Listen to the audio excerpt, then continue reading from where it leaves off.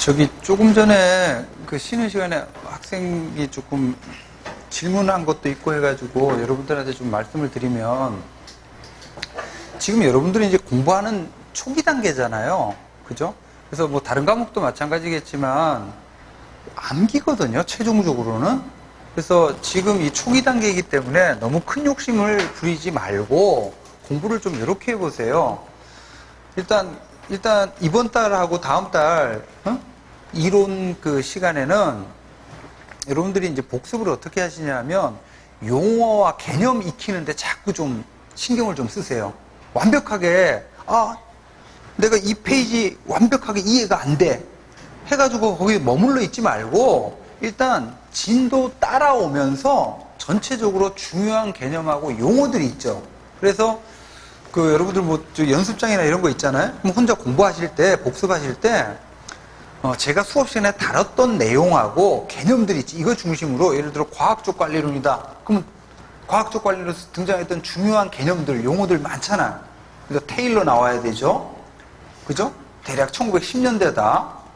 또 뭐 타임 앤 모션 스터디다라는 용어, 또 기계적 조직관, 인간은 합리적 경제인이다, 폐쇄 체제다, 이런 특징들이 있잖아. 이런 거 중심으로 노트에다가, 그러니까 과학적 관리론 제목 이렇게 딱 하고 쓰시라고, 쓰면서 정리를 하시라고, 이런 개념과 용어들을. 그럼 그 개념과 용어를 연결하면 문장이 되는 거예요. 근데 그 페이지에 있는 내용을 완벽하게는 하려고 하지 말고, 지금 완벽하게 안 돼요. 의미도 없고. 그래서 굵직굵직하고 중요한 것들이 있잖아요.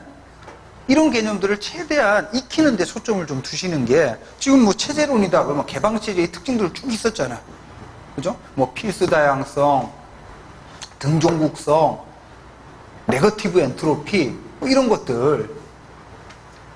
그리고 우리 뭐 민간 이탁의 방법이다 그러면 정부 계약, 제목 중심으로라도 의미나 이런 것까지도 파악을 하면 더할 나위는 없지만, 지금 단계에서는 제목과 용어, 개념 이런 것들에 초점을 둬가지고, 뭐 신행동론이다 그러면 쭉 나오죠. 신행동론 이렇게 또 제목한 다음에 핵심 개념들, 그러니까 흑인 폭동을 배경으로 나왔고, 대략 시기는 60년대 후반, 그리고 68년 민우와 브루케이, 왈도, 마리니, 프레드릭슨, 행태주의에 대한 비판 속에서, 그죠? 그리고 사회적 형평을 추구하고 적극적인 정책 결정의 역할, 반응성 있는 행정, 탈관료제, 이런 핵심 용어들, 여기 중심으로 되면, 여기 신행정론에 대한 완벽한 정리야. 완벽하진 않지만 이것만 건져도요, 이번 강의는 크게 성공하시는 거야. 이번 강좌는. 그래서 큰 욕심, 예를 들어가지고 지금 99페이지 요 내용이 완벽하게 정리가 안 돼, 머물러 있으면 안 돼요. 여기서 챙겨야 될 굵직굵직한 대어들이 있지. 대어만 챙기고 짜잘한 것들은 그냥 놔줘. 요거는 이제 2회독, 3회독 할 때 잡아야 될 물고기들이니까. 오케이? 그렇게 한번 해보세요. 근데 이거는 어쩔 수가 없어. 이거는, 그러니까 강의는 그야말로 희발성이 굉장히 강해요. 강의를 통해가지고 암기를 하겠다, 이거는 좀 어려워. 물론 이제 뭐 2번, 3번 막 반복해서 여러 번 들어가지고, 결국 뭐 어떤 학생은 그런 시험 문제에서, 예를 들어 실제 시험장 갔는데 행태론에 관한 문제가 딱 나왔더래요. 근데 내용을 보고 정답을 찾은 게 아니라 선생님이 수업 시간에 행태론 하면서 이렇게 했던 얘기가 떠오르더래. 물론 그렇게 해서라도 정답을 찾을 수 있는데, 그거는 좀 초보적인 문제는 그렇게 해서 정답을 찾을 수 있지만, 깊이 있는 문제는 좀 어렵거든요. 그래서 여러분들 스스로 여러분들 머릿속에 장기 기억 장치 쪽에 이렇게 이제 저장하는 이런 작업들이 필요합니다. 한번 해봐. 그렇게 해요. 그렇게 이미 하고 있죠? 네? 아니, 그러니까 연습장도 요거 작은 거 말고 좀 큰 거 있잖아. 작은 거 수첩 같은 느낌이 들잖아요. 뭐 알아서 하시고. 자, 98페이지 갑시다.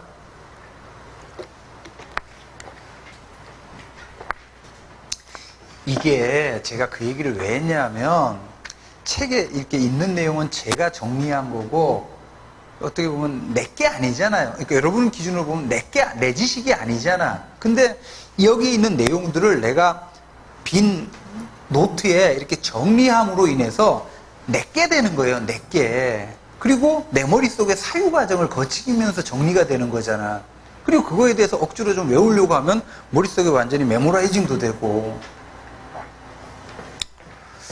자, 98페이지 행태론적 접근 방법 갈게요. 자, 여러분 행태론적 접근 방법 이것도 역시 자, 우드로 윌슨 시절에 고전적인 접근 방법이 뭐를 비판하고 나온 거죠? 법률적 제도론적 접근 방법을 비판하면서 나온 거죠. 자, 동그라미 1번 보세요. 자, 정치 행정 현상, 사회 현상을 연구함에 있어서 자, 사회 현상의 본질은 제도나 구조가 아니라 뭐더라? 이념, 제도, 역사, 구조보다 제도 내의 인간 행태가 본질이더라는 거예요. 여러분 생각을 해봐요. 박근혜 대통령 시절이 있고 지금 문재인 대통령 시절이 있죠. 그죠? 근데 박근혜 대통령 때나 지금 현직 문재인 대통령 때나 대통령의 권한과 관련된 공식적인 규정이나 법규나 제도는 그때나 지금이나 같아요, 달라요? 같아요. 같은데 그 대통령직을 행사하는 실제적인 모습, 이거 행태거든요. 박근혜 통치 스타일하고 문재인 통치 스타일이 완전히 180도 다르잖아요. 그러니까 지금 기존에 공식적인 제도에만 초점을 둬서 행정을 연구하다 보면 이런 차이가 보여, 안 보여? 안 보이는 거죠. 그래서 제도가 중요한 것이 아니라 실제 인간 행동이 중요하다는 거죠. 그래서 첫 번째 줄 끝자락에 보시면 제도 내의 인간 행태, 행동과 태도, 이게 중요하다는 거예요. 여러분 그냥 여러분 잠깐만 그냥 인간 행태가 중요하다 하면 될 거 가지고 왜 그 앞에 제도 내의라는 말을 붙였을까요? 그 이전에 존재했던 법률적 제도론적 접근 방법에 대한 일종의 이제 어떤 반박적인 이런 의미가 있는 거죠. 제도 내의 인간 행태가 본질이고, 자, 이런 인간 행태를 동그라미 2번 어떻게 연구합니까? 경험주의, 과학주의, 실증주의로 연구하는 거죠. 이렇게 연구해서 여러분 자 실증주의는 결정론에 근거하죠. 어떤 행태 현상이 있으면 그 행태를 유발한 뭐가 있어요? 원인이 있는 거지. 그래서 인간 행태에 존재하는 법칙성, 규칙성을 발견해서 이게 이론이 되면 인간 행태를 이제 기술할 수도 있고 설명할 수도 있고 예측할 수도 있는 거죠. 다시 정리하면 행태론적 접근 방법, 연구 대상은 뭐예요?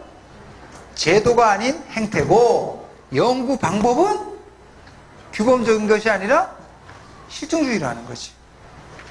이거 개념이야. 자, 그 페이지 양가로 2번에 보시면, 자, 행태론적 연구하면 사이몬을 떠올려야죠. 아까 봤다시피, 이제 행태론 1949년. 자, 여기서 동그라미 1번, 행태를 어떻게 연구하자? 논리 실증주의에 입각한 경험적인 연구를 하자. 자, 이렇게 해야 행정학의 과학화를 실현할 수 있다고 보죠.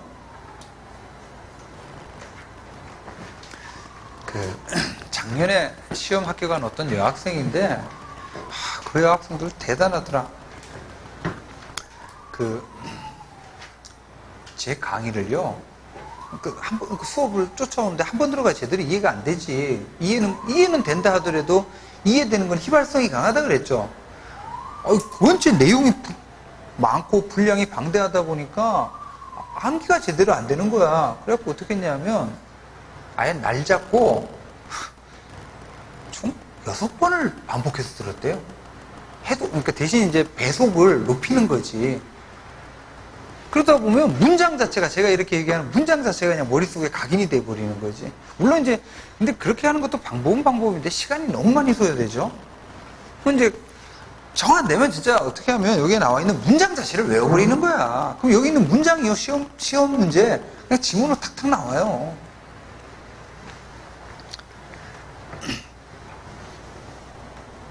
근데 그렇게 되려면 진짜 수많은 반복과 반복, 이건 어쩔 수 없어요. 아무리 천재적인 사람이어도 한 번 보고 기억은 못해. 한 번 듣고 다 어떻게 이해합니까? 반복하는 수밖에 없어. 자, 98페이지 그 페이지 가운데 양가로 2번 사이몬의 행정 행태론 했죠. 자, 그 다음에 동그라미 2번. 여러분 사이몬은 행정과 관련된 뭐를 연구해야 된다? 행태를 연구해야 된다고 봤는데, 그러면 행정과 관련된 행태는요, 행동과 태도는 되게 많아요. 하지만 이 행태 가운데 뭐가 본질이냐 하면 사이몬은 의사결정이 행정의 본질이다라고 봐요. 이거 외우세요.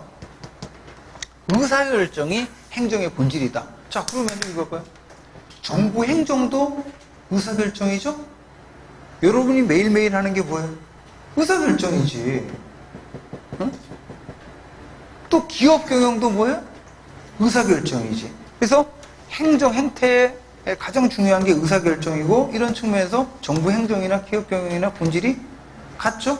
이런 측면에서도 이제 공사행정 이론론이다, 이렇게 볼 수가 있는 거고. 자, 그 페이지 가운데 그림이 하나 있는데, 그림을 간단하게 좀 말씀을 드리면,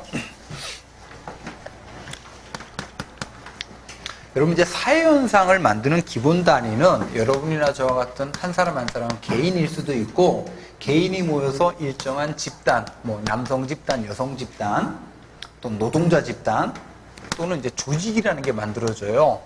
그래서 뭐 경상남도 공무원 조직이 있을 수 있고, 행정안전부 공무원 조직이 있을 수 있죠. 자, 이게 바로 사회현상을 만드는 기본 단위인데, 이들이 보이는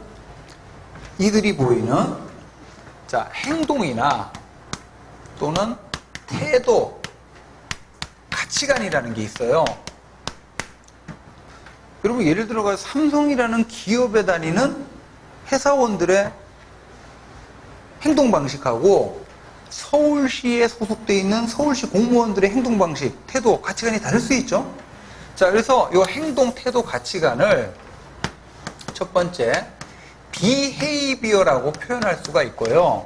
두 번째 action이라고 표현할 수가 있는데, 자, 이 behavior는 행태론에서 보는 행태야. 자, 그럼 이 behavior의 뜻은 이런 겁니다. 행동, 태도, 가치관 가운데 겉으로 드러난다는 얘기는 다른 사람이 객관적으로 관찰할 수가 있다는 얘기예요. 이렇게 겉으로 드러나는 객관적으로 관찰 가능한 외면적인 요소를 behavior라고 그래. 그럼 예를 들어, 여러분, 자, 제가 걸음을 걷는데 걸음걸이가 오리걸음이야. 그럼 누구나 저를 관찰해보면 저 사람의 걸음걸이는 오리걸음으로 파악이 되죠?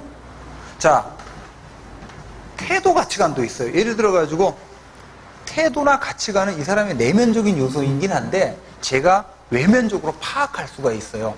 이 사람의 태도가 보수적일 수도 있고 진보적일 수도 있죠. 그러면 이 사람의 가치관이 보수적인지 진보적인지를 제가 제3자적인 입장에서 파악하는 방법, 설문지를 만들어요. 당신은 남북 교류 협력에 대해서 찬성합니까? 반대합니까? 지지하는 정당은 어디입니까? 이런 설문에 대해서 답변을 받은 다음에 그 답변을 분석해보면 이 사람의 가치관이 보수적인지 진보적인지를 제가 외면적으로 파악할 수 있죠? 이런 것들이 다 뭐예요? behavior예요. behavior. 자, 행태론에서 연구하려고 하는 거는 바로 이 behavior입니다. 자, 이 behavior하고 행태하고 반대적인 게 바로 action인데, 자, action은 이런 겁니다. action의 뜻은 behavior에다가 플러스 이러한 behavior를 하게 된 행위자가 갖고 있는 의미나 의도나 동기 있죠. 이것까지 포함해가지고 액션이라 그래요. 다시, behavior는 제3자가 객관적으로 관찰할 수 있는 외면적인 요소죠. 그러면 이 behavior는 객관에 해당돼요? 주관에 해당돼요? 객관에 해당되는 것들이 있지. 반대로 액션이라는 거는 이 behavior에다가 플러스 뭐를 포함해요? 의미, 의도, 동기. 그리고 의미, 의도, 동기는 이건 객관이야, 주관이야? 주관인 거지. 예를 들어, 자, A라는 사람이 있는데, 이 사람이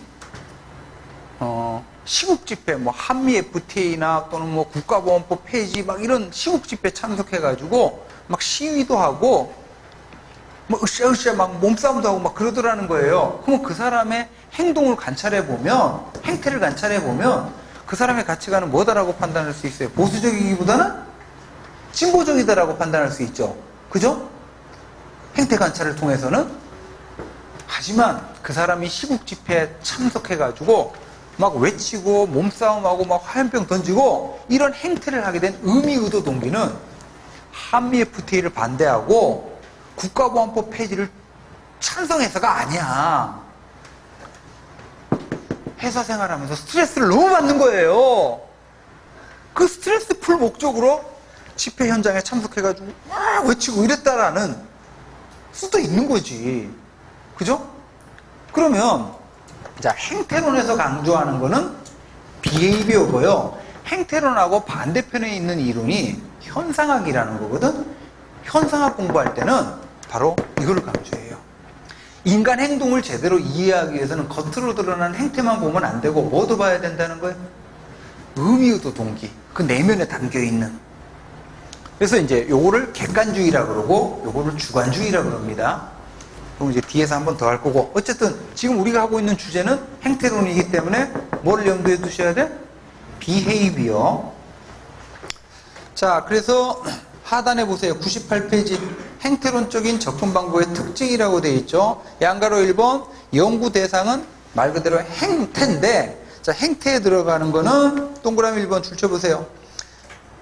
자, 가운데쯤에 동그라미 1번 첫 번째 줄, 행정인의 실제 행동 줄치고 과 다음에 끊으세요.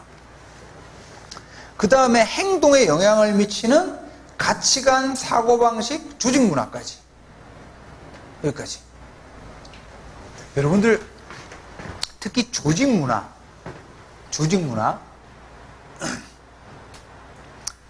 이제 다시 행태다 그러면 쉽게 표현해가지고 행동과 태도예요. 이 태도 속에 문화도 들어가는 거지. 문화도. 여러분들 어느 사회에 태어났어요? 한국 사회에 태어났죠? 알게 모르게 한국 사회 문화가 여러분들 머릿속에, 인식구조 속에 틀어박혀서 나의 행동을 뭐예요? 규정하고 있는 거지. 그죠? 그런 얘기 있잖아. 생각이 달라지면 태도가 달라지고, 태도가 달라지면 행동이 달라진다는 얘기 있잖아요. 응? 그런 거죠. 좀, 그러니까 특히 여러분들 이제 수험생들은 진짜 중요한 게, 제가 볼 때는 이 좀 긍정적인 마인드예요. 긍정 마인드. 이게 진짜 중요해요. 나는 된다. 나는 합격할 수 있다. 이런 이제 태도와 마인드, 자신감이 있어야지. 경쟁률이 100대 1이야. 내가 될까? 이런 패배주의적인 마인드 갖고 있으면요, 공부하기 싫어, 할 생각이 안 나요. 여러분들 똑같은 A라는 사람인데 이 사람이 삼성이라는 조직에 들어갔느냐 아니면 공무원 사회에 들어갔느냐, 공무원 조직에 들어갔느냐에 따라서 그 사람의 현재 모습 자체가 어때요? 굉장히 달라지죠. 그래서 행동을 파악하려면 뭐를 봐야 돼요? 태도를 봐야 돼요. 태도 속에 가치관이나 조직 문화도 있지.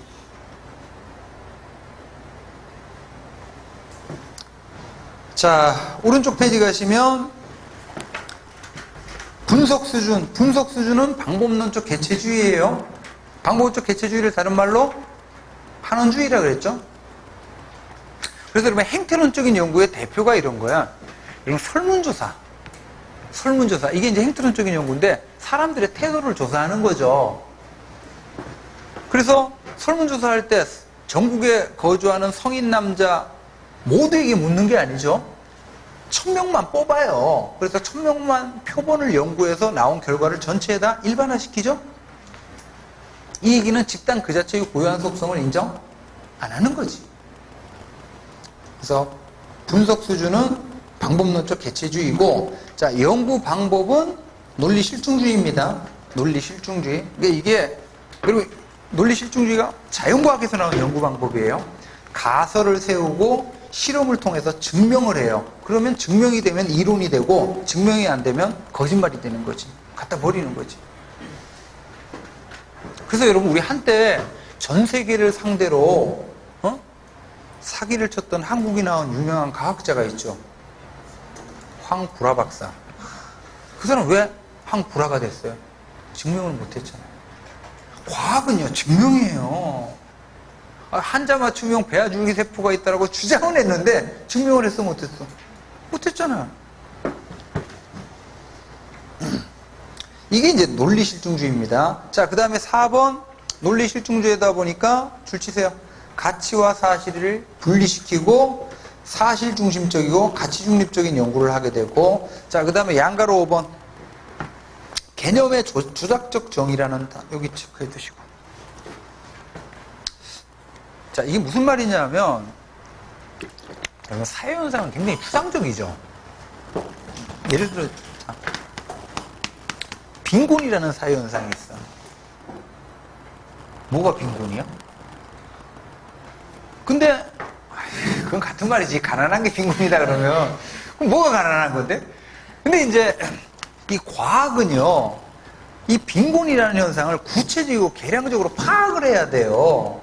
그래서 이제 이 빈곤이라는 추상적 개념을 실제적인 측정이 가능하도록 개념을 조작화시켜.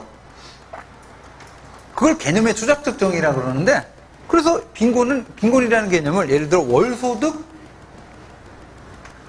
뭐 50만 원 이하 이런 식으로 개념을 조작화시키면 대한민국 전체 국민의 몇 프로가 빈곤층인지 이걸 계량적으로 파악할 수가 있게 되죠.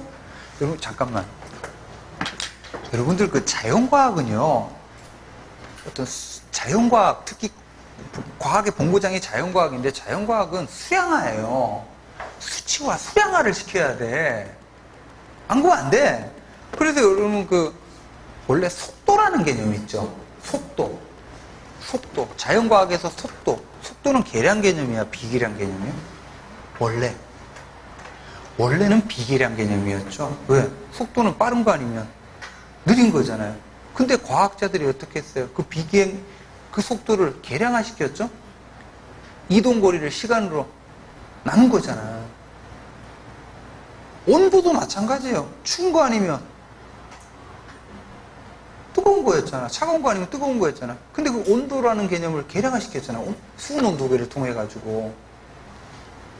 과학 철학 이런 데서 나오는 내용인데, 하여간 자, 이런 식으로 양가로 5번 개념의 조작적 정의를 통한 객관적인 측정, 계량적인 분석에 초점을 둡니다. 자, 그 다음에 6번에 보시면 순수과학적인 성격과 동시에 종합과학적 성격이다. 이 얘기는 무슨 얘기냐면, 이제 순수과학적이란 얘기는 자연과학에서 나온 논리 실증주의적인 방법을 쓴다는 얘기예요. 자, 그 다음에 종합과학적이란 얘기는, 자, 정치학이든 행정학이든 경제학이든 전부 다 뭐예요? 인간 행태에 대한 연구가 본질이라는 거죠. 이런 측면에서 모든 사회과학이 통합된다라고 봐. 그래서 여러분, 이 사이몬을 행정학에서는 행정학자 이렇게 얘기하지만 사이몬이 경영학 책에도 나오거든요. 경영학자야. 근데 이 사람은 실제 또 노벨 경제학상을 받아요. 경제학자예요. 자, 이렇게 해서, 자, 다시 총괄하면, 이렇게 해서 정치, 행정현상을 연구하겠다는 접근 방법이 바로 뭐예요? 행태론적 접근 방법이에요. 그러니까 행태론은 정확하게 말하면 이론이라기보다는 정치, 행정현상을 연구하는 하나의 연구 방법인 거지. 자, 행태론적인 연구의 한계점 볼게요. 오른쪽 페이지 하단에. 자, 연구 대상과 범위의 지나친 제약이다. 자, 동그라미 1번 줄 치시면 행태론의 지나친 방법론적 엄격성. 이거는 바로 논리 실증주의를 말해요. 이것 때문에 과학적인 연구. 다시, 이런 과학주의 이퀄 실증주의예요. 이퀄 경험주의고 이퀄 사실주의야. 다시, 과학주의, 실증주의, 경험주의, 사실주의. 그러다 보니까 과학적 연구가 불가능한 거 대표적으로 뭡니까? 가치 문제. 이건 배제한다는 것 자체가 문제라는 거죠. 왜? 사회현상의 절반 이상은 다 뭐의 문제인데? 가치의 문제인데. 자, 그 다음에 동그라미 2번. 인간의 겉으로 드러난 객관적인 행태는 뭐예요? 보죠? 여기 뒤에 보니까. 근데 뭐를 못 봐요? 주관적인 의미도 동기는 못 보지. 행태 이면에 있는 진정한 의미를 파악하지 못하고, 그 다음에 동그라미 3번. 자, 미시적인 행태를 연구해서 단순 합으로 사회현상을 설명하는 방법적 개체주의죠. 그러다 보니까 환경, 제도 이런 요인이 또 경시가 되더라는 거야. 특히 제도적인 요인 경시에다 동그라미 치시고, 이러한 행태론의 문제점 때문에 뭐가 나오게 되냐면 신제도론의 등장 이렇게 쓰세요. 신제도론의 등장.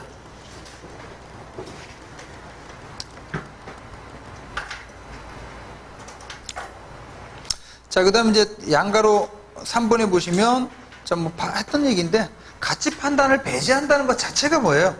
현실적이지가 못한 거지. 사회현상의 절반 이상은 가치의 문제인데. 그리고 이제, 경험적 보수주의야. 이 얘기는 경험주의, 실증주의에 근거해서 행태로는 있는 현상은 설명하죠. 근데 있어야 되는 규범, 방향성은 제시를 못하죠. 자, 그래서 이제 나오게 되는 게 다음 페이지 넘기세요. 반실증주의예요. 반. NT죠, NT. NT. 그러니까 반실증주의라고 표현했는데 반행태주의인 거지. 자, 거기에는 땡땡하고 뭐 들어갑니까? 후기행태주의 줄, 제목, 현상학, 비판이론. 쭉 줄쳐두세요. 이런 것들이 이제 반실증주의인데, 자, 등장 배경 또 반복됩니다. 후기행태주의. 60년대 중반 미국 사회의 다양한 사회 문제. 흑인 폭동이죠. 자, 세 번째 줄. 이런 거에 대해서 행태주의의 현실 처방성, 정책 지향성이 결여됐다는 비판. 이거 제기하는 게 후기행태주의. 그래서 후기행태주의가 주장하는 바는 두 가지. 적실성과 실천. 이제 이런 것들 외워졌죠? 벌써 몇 번 했어? 한 서너 번 한 것 같은데? 자, 이렇게 이제 후기행태주의가 나오면서 양가로 3번 보세요. 양가로 3번. 자, 기존의 동그라미 1번. 행태주의는 뭐 중심이었어요? 인과관계 정립하는 이론 중심이었죠? 이론 중심으로부터 끊고. 자, 실천적인 사회문제 해결에 초점을 두자. 후기행태주의. 그러니까 적실성과 실천이라고 하는 후기행태주의가 나오면서 행태주의가 치우쳤던 이론 중심으로부터 벗어나서 당면한 사회문제, 실천적인 사회문제 해결에 초점을 두자라고 하면서 아까도 잠깐 썼지만 정책학이 60년대 후반에 새롭게 출발해요. 자, 그 다음에 동그라미 2번. 사실 중심에서 다음에 끊고. 자, 행태주의는 사실 중심이었죠? 근데 이제 적실성과 실천을 외치는 후기행태주의가 나오면서 사실과 반대편에 있는 가치를 연구하자. 어? 그러면서 뭐가 나온다는 얘기예요? 가치주의 행정학이라고 볼 수 있는 신행정학이 등장하게 된다는 얘기죠. 자, 이게 이제 후기행태주의 영향이고요. 자, 그 밑에 박스 안에 보시면, 자, 박스 안에, 자, 행정연구에서, 자, 형광펜, 객관주의, 주관주의. 이건 좀 중요한 내용이에요. 객관주의, 주관주의. 자, 사회과학 연구 방법론 논쟁이라 그러는데, 자, 표가 중요합니다. 표가. 자, 객관주의의 대표는 누구죠? 행태주의입니다. 자, 객관주의와 반대편에 있는 게 주관주의고, 이 주관주의적인 사회과학 연구의 대표는 아까 봤던 액션을 강조하는 현상학이에요. 자, 이 표는 좀 암기를 하셔야 되는데, 자, 이 객관주의, 주관주의, 사회현상을 바라보는 관점 자체가 달라요. 그래서 존재론, 인식론, 인간본성, 방법론 측면에서 극단적으로 대비가 되는데,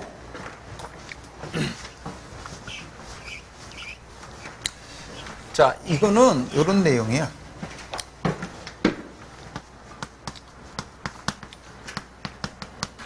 자연현상이라는 게 있죠. 그리고 우리가 공부하는 이 사회현상이라는 게 있어요. 자, 객관주의, 주관주의. 본질은 뭐냐? 이 둘을 같다고 보는 게 객관주의예요.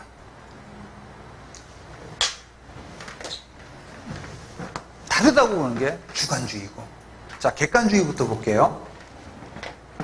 그 표를 지금 설명드리는 건데, 자, 객관주의는 어디서부터 출발하냐면 자연과학에서부터 출발한 거야. 그리고 이 자연현상이 있잖아요. 자연현상. 자연현상 어떻습니까? 인간의 주관적 의식 바깥에 존재하는 객관적인 실체죠. 아니, 제가 태어나기 전부터 또 제가 의미를 부여하건 말건 지구가 자전을 하고 공전을 하면서 낮밤이 바뀌고 계절이 바뀌는 거잖아요. 이렇게 자, 자연현상이란 인간의 주관적 의식 외부에 존재하는 객관적인 실체죠. 그죠?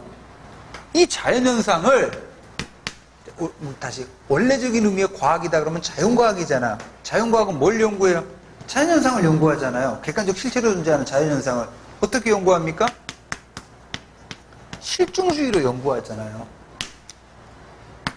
자연현상이 있는 그대로를 객관적으로 파악을 해서 증명을 하는 거지. 그리고 실증주의는 어떤 측면에 결정론에 기초하죠? 디터미니즘.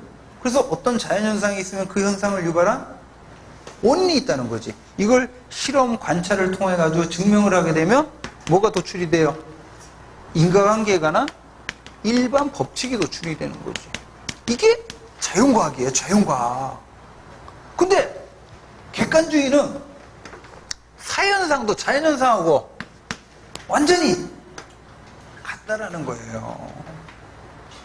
이 사현상도 자, 제가 태어나기 전부터 또 제가 의미를 부여하든 말든 빈부격차라는 사현상이 존재하고 교통체증이라는 사현상이 존재하고 부동산 가격 폭등이라는 사현상이 객관적인 실체로 인간의 주관적 의식 외부에 존재한다는 거예요. 이거를 뭐라고 하냐면 리얼리즘이라 그래. 실제론. 객관적인 실체로 자연현상처럼 사현상도 인간의 주관적 의식 외부에 존재한다는 거예요. 그러면 사현상도 자연현상과 같은 객관적인 실체니까 자연과학에서 연구했던 연구 방법을 그대로 쓸 수 있다는 거죠. 실험, 자연현상 연구하듯이 사현상도 실험, 관찰, 측정을 통해서 연구하는 거, 실증적 방법으로. 그리고 결정론에 기초하다 보니까 실증을 통해서 뭐를 도출하겠다는 거예요? 사현상에 대한 일반 법칙을 도출하겠다는 거예요. 이게 객관주의야. 자, 근데 주관주의는요.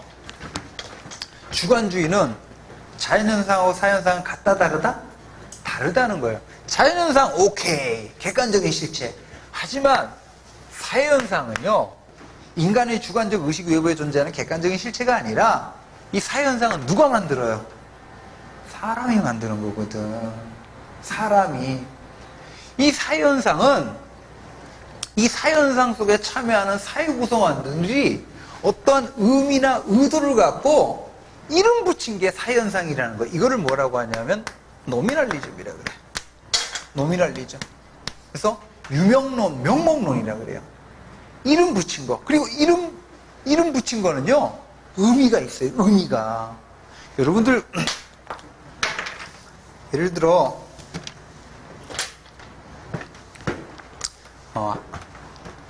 그럼 남녀라는 존재가 남자와 여자, 그죠? 남녀. 이 남녀라는 현상은 사현상일까요? 자연현상일까요? 사현상이지. 암컷 수컷 하면 자연현상이겠지만 인간에 대해서 지칭하는 이름이잖아요. 자, 근데 정확하게 대한민국에서의 남녀현상은 자, 대한민국 사회에서 남자는요 사나이라는 언어로 표현을 해요. 그리고 여자는 계집이라는 언어로 표현을 해요. 그러면 대한민국 사회에서 정확하게 남녀현상은 사나이 계집 현상이야. 그리고 이 사나이 계집이라는 이 용어 속에 대한민국 사회 구성원들이 부여한 의미가 있어요. 남존여비적이고 남녀 차별적인 의미가 있다고 이 안에. 이렇게 해서 만들어지는 게 사회현상이라는 거예요. 그러면 사회현상의 본질은 남자는 사나이다, 여자는 계집이다. 이게 본질이 아니야. 이 사나이와 계집이라는 언어 속에 부여되어 있는 뭐를 파악하는 게 의미를 파악하는 게 본질이라는 거죠. 자, 이거를 이제 노미널리즘이라 그래요. 자, 그러면 이런 의미, 의도, 주관주의적인 요소죠. 이거는 실증을 통해서 파악되기 쉬워, 어려워? 어렵죠. 그래서 어떤 방법을 써요? 반실증주의라는 방법을 쓰고, 그 다음에 이 주관주의는 결정론이 아니라 요거를 한자로 주의주의 또는 자율론이라 그러는데, 이런 겁니다. 사회현상이란 사회 구성원들이 주관적인 의미를 구해서 만들어간다는 거예요.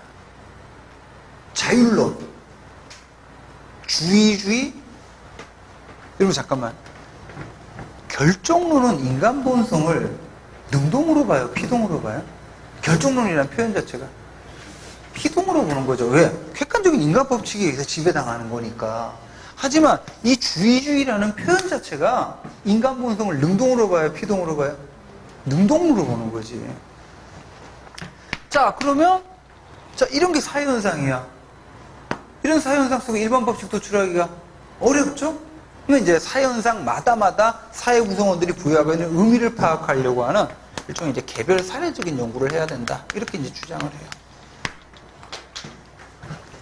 이렇게 해서 이 표는 좀 외우세요. 자, 오른쪽 페이지 갑시다. 자, 이렇게 해서 이제 1960년대 후반에 등장한 사회과학 연구의 새로운 연구 방법이 나오게 되는데, 이게 바로 오른쪽 페이지 현상학이라는 거예요. 현상학. 여러분, 현상학을 다른 말로 해석학이라고 합니다. 해석학. 체크하시고, 해석학. 여러분, 그 각주 보시면, 각주에 해석학에 대해서, 자, 좀 줄쳐보세요. 언어 동그라미. 우리가 사용하는 언어를요, 단순한 기호로 보는 것이 아니라 뭐로 봐요? 상징으로 봐요, 상징. 그리고 상징 속에는 뭐가 있어요? 의미가 있어요, 의미가. 여러분들 우리 그 국어 공부하면, 언어학 같은 데 공부하면 언어가 수행하는 기능에 크게 두 가지 기능이 있어요. 첫 번째는 뭔가를 지시하는 기능이 있고, 그 다음에 두 번째는 의미적인 기능이 있어요. 의미가 항상 있거든? 예를 들어가지고, 여러분, 스타벅스라는 커피가 있잖아요. 그러면 스타벅스다 그러면 단순하게 커피를 지칭하는 것도 있지만, 지금은 많이 그 의미가 퇴색되는데, 이 스타벅스라는 이 브랜드 자체가 갖고 있는 의미가 있어요. 바로 뭐냐? 뉴요크의 세련됨이라는 이미지가 있다고. 초기에는, 그래서 여러분, 악마는 프라다를 입다 보면, 딱 나오잖아. 그 여주인공이 딱 그 롱코트 입고 눈발 날리는 뉴욕 거리, 아침에 스타벅스 커피를 딱 들고 가는 뭔가 임팩트 있어 보이잖아요. 모든 게 의미가 있다라는 거지. 여러분, 요즘에 우리나라 지금 이제 사회 문제 중에 하나가, 새롭게 다가오는 사회 문제가 저출산 고령화라 그러죠. 그죠? 저출산. 근데 특히 이 저출산이라는 말, 여성단체나 이런 데서 쓰지 말자 그래요. 왜냐면 저출산이라고 표현을 하게 되면 인구 감소의 원인이 누구한테 있는 거죠? 여자한테 있는 거지. 여자가 그러니까 애는 생기는데 출산을 안 하는 거죠. 그러니까 저출산이라는 용어 자체가 문제의 원인을 여성한테 돌리는 거죠. 그래서 뭐 저출생이라는 말, 그러면 이제 문제의 원인은 태아인가? 아니, 그러니까 하여튼 그러니까 모든 이 언어가, 말이라는 게 의미가 있어요. 자, 그래서 그 각주 맨 밑에 줄을 보시면, 해석학은 이런 숨겨진 의미를 읽어내는 해석의 방법에 관한 이론, 요거를 해석학이라고 해요. 올라오시면 상당 부분. 자, 현상학을 다른 말로 뭐라고도 한다고요? 해석학. 자, 그래서 현상학 개념 좀 볼게요. 개념 좀 보시면, 여러분, 이 현상학은 그 20세기에 이제 새롭게 등장한 일종의 이제 유럽에서 등장한 인식 철학이거든요. 그래서 이거는 너무 깊이 들어가면 혼란스럽고, 그래서 우리는 수업 목적에서 공부하는 거기 때문에 여기 나와 있는, 지면에 나와 있는 요 정도만 공부하시면 충분합니다. 자, 현상학 개념 잠깐 볼게요. 동그라미 1번. 외부 관찰자의 입장에서 관찰할 수 있는 요소나 명백한 외견적 행태에 대한 인과적 설명에 관심을 갖는 것까지 끊으세요. 겉하면 뭐예요? 이건 행태주의, 객관주의지.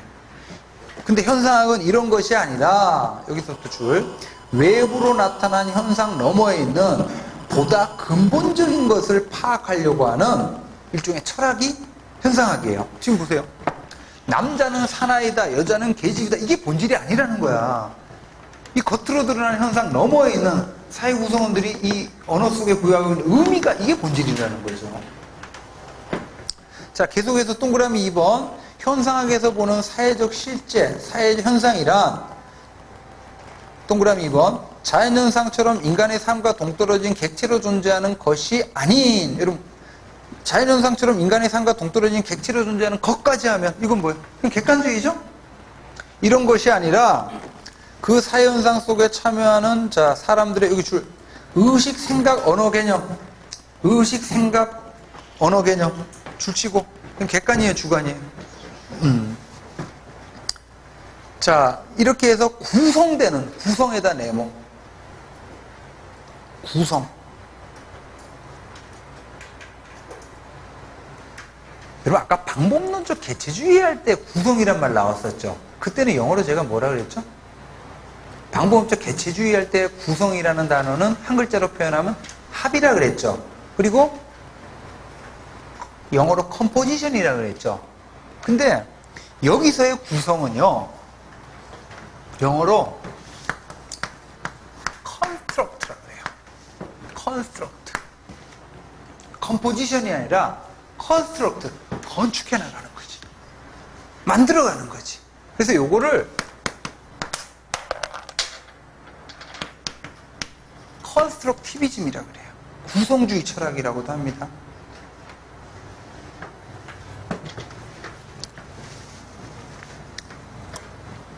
자, 계속해서 자, 사람들의 의식, 생각, 언어 개념으로 구성되고, 자, 그럼 의식, 생각, 언어 개념은 주관이죠.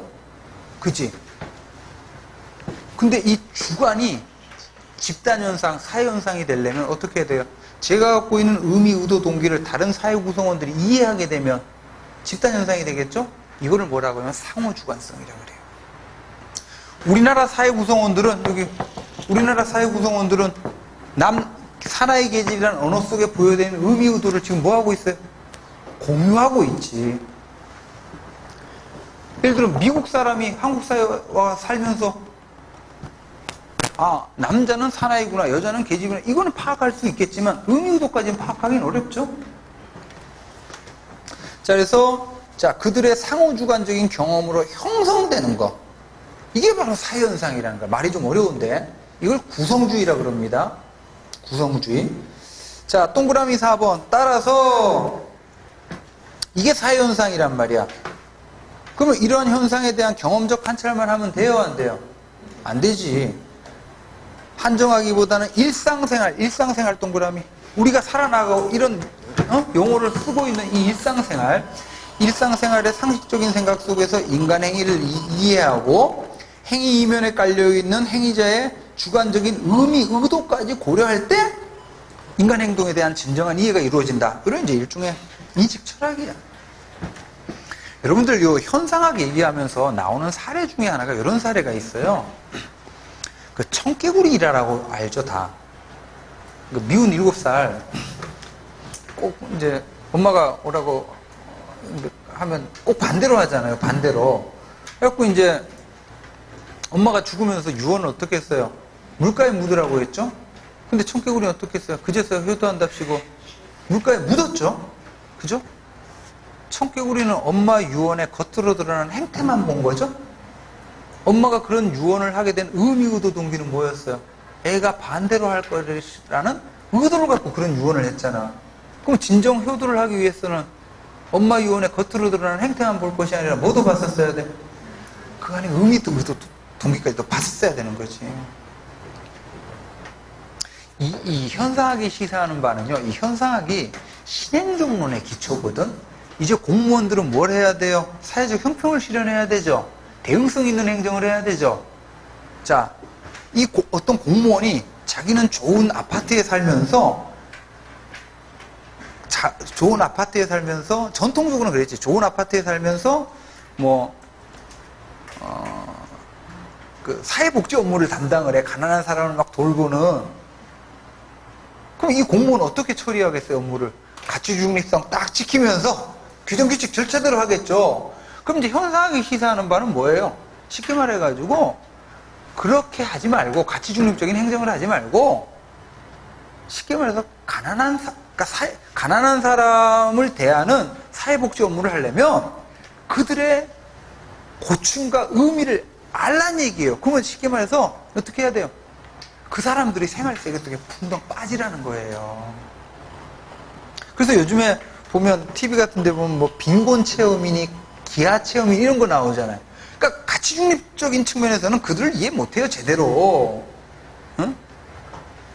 그래서 직접 어떻게 해요? 비가 오면 물이 새는 환자집에서 월수도 60만 원 갖고 한번 직접 살아보라는 거야. 그래서 이제 이 현상학이 사회적 형평을 실현하는 이 신행정론의 기초가 됩니다. 자, 현상학의 주요 내용 보시면 동그라미 1번 생활세계를 중시해요. 생활세계를 중시하고 제목 중심으로 우리가 이런 용어를 사용하는 이런 생활세계 다 의미가 있다는 거지. 그 다음에 괄호 안에 묶어두기. 자, 그냥 우리가 지금까지 무의판적으로 남자는 사나이, 여자는 계집 이런 식으로 썼는데 여기다 블랭크를 쳐보고 과연 이제 이 속에 들어가 있는 의미가 무엇인지를 살펴보려고 하는 조심성을 갖자. 요걸 이제 현상학적 판단정지라 그래요. 자, 그 다음에 물화라 그러는데 여러분 그 한자로 써놨는데 물이 뭐예요? 객관적인 실체를 말하죠. 물화. 뭐가 되는 거야? 워터가 되는 거야? 자, 이게 이런 뜻입니다. 모든 사회현상은요, 제도나 조직이나 이런 모든 사회현상은 인간이 만든 거고, 처음엔 딱 의미를 부여해서 만든 거거든요. 근데 오늘날 현대사회가 복잡화되고 대규모화되면서, 제도나 조직이 대규모화되면서 인간의 의미의 세계를 떠나서 객관적인 실체가 되는 현상. 이걸 물화라 그래요. 이렇게 되면 인간은 어떻게 돼요? 소외가 이루어져. 인간이 오히려 지배를 당하는. 그래서 현상학에서는 조직의 탈물화가 이루어져야 된다. 이런 주장을 하고요. 다음 페이지 보시면 현상학에서 가장 중요한 개념 인터서브젝티비티야. 상호주관성. 그래서 두 번째 줄 사회적 현실로 인식되는 조직은 동그라미.